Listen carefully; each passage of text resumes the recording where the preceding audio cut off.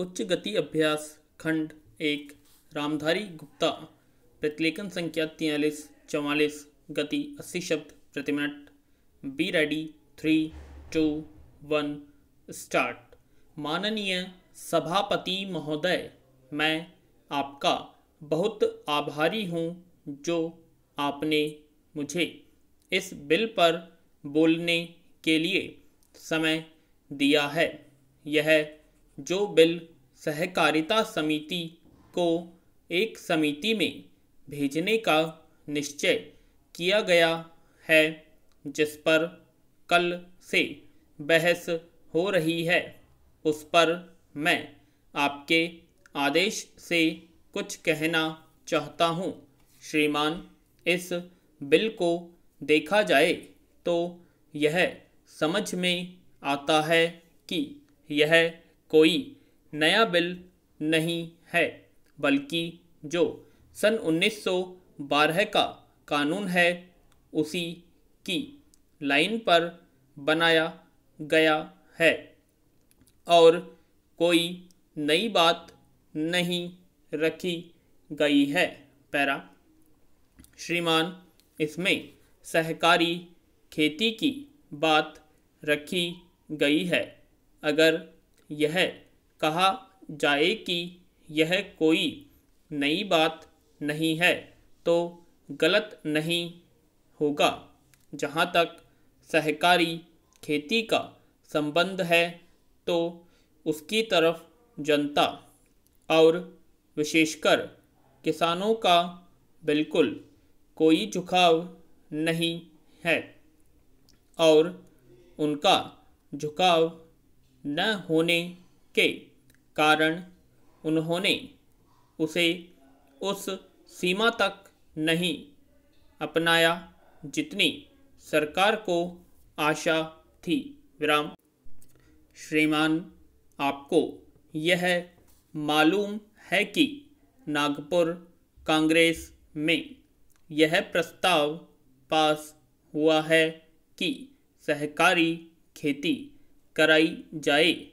पूरे देश में इस समय इसका जोर चल रहा है और इसको लाने के लिए न मालूम इसके कितने रूप रखे गए हैं। यह कहा गया है कि इसके अंदर कोई जोर नहीं है।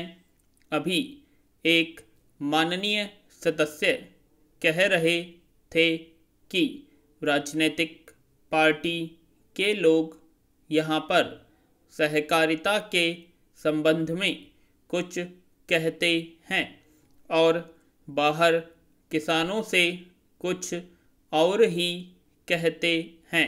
विराम। वे किसी से यह भी कहते हैं कि तुम्हारी जमीन छिन जाएगी। मैं यह निवेदन करना चाहता हूँ कि यह जो कहा गया है और किसानों के अंदर जो भावना पैदा होती है वह इस बिल से साफ स्पष्ट होती है कि वह गलत भावना नहीं है। मैं यह जानता हूँ कि जब किसान पार्टी का जोर बढ़ा और किसानों की आवाज़ ऊंची हुई तो सरकार ने और हमारे नेताओं ने यह कहना शुरू कर दिया कि हम सहकारी खेती को किसानों के ऊपर लादना नहीं चाहते, बल्कि यह तो किसानों की इच्छा पर है। लेकिन इसके साथ ही साथ एक बात मैं पहले भी निवेदन कर चुका हूँ और फिर भी निवेदन करना चाहता हूँ कि नेताओं का अपना विचार होना चाहिए। किसी सभा में जब यह कहा गया कि यह जो सहकारी खेती शुरू की गई है।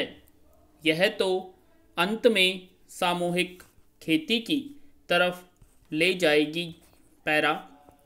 माननीय सभापति महोदय, उन्होंने साफ कह दिया कि अगर सामूहिक खेती होती है तो इसमें भी मुझे कोई आपत्ति नहीं है। मैं यह कहना चाहता हूँ कि इस बिल को देखने से यह साफ स्पष्ट होता है कि उस सहकारी समिति के जितने सदस्य होंगे वह अपनी जमीन को एक साथ कर लेंगे और अगर समिति से निकालना चाहेंगे तो एक साथ अधिक जमीन उसको नहीं मिल सकती। इस बिल के संबंध में इस सदन के सरकारी दल वाले लोगों ने और विरोधी दल के लोगों ने बहुत सी बातें कही है। जैसा कि यह बिल है, इसको अभी समिति के सामने विचार के लिए जाना है और वहाँ से विचार होने के बाद यह इस सदन के सामने फिर से विचार के लिए पेश किया जाएगा। विराम। तब माननीय सदस्यों को पूरी तरह से यह अधिकार होगा कि जहाँ तक इसमें दी गई बातों का संबंध है उसमें परिवर्तन ला सकते हैं या उसको हटा सकते हैं। कल से जो बातें हो रही हैं वह सब नोट की गई है और मैंने बहुत सी बातों को सुना है। इस समिति में उन सब बातों पर विचार किया जाएगा। बहुत से माननीय सदस्यों ने इस तरह की बातें कही है वह बहुत आवश्यक मालूम हुई है और जैसा कि मैंने कहा है उन पर विचार किया जाएगा। पैरा।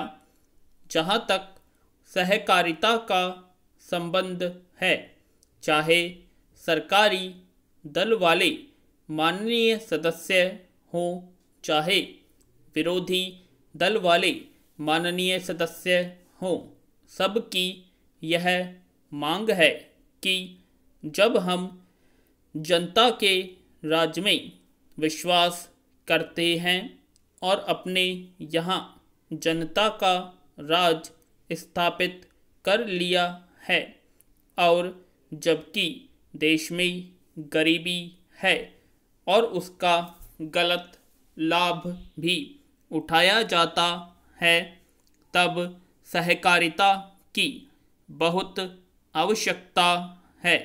इसको रोकने की आवश्यकता है। यह सभी लोगों की राय है। विराम। जहाँ तक इस सहकारी बिल का संबंध है, बहुत से माननीय सदस्यों ने बहुत सी बातें इसके संबंध में कही है। मैं सब बातों का विवरण में तो उत्तर नहीं दे सकता हूँ, लेकिन मैं थोड़े में विशेष बातों का उत्तर देने का प्रयत्न करूँगा। जैसा मैंने अभी कहा, जब हमने अपने यहाँ जनता का राज स्थापित किया है तो हमें अपने समाज के ढांचे को बदलना पड़ेगा।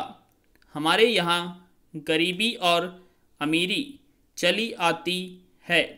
हमारे देश में एक गहरी खाई चली आती है और आज भी समाज में गलत लाभ उठाया जाता है। पूर्ण विराम।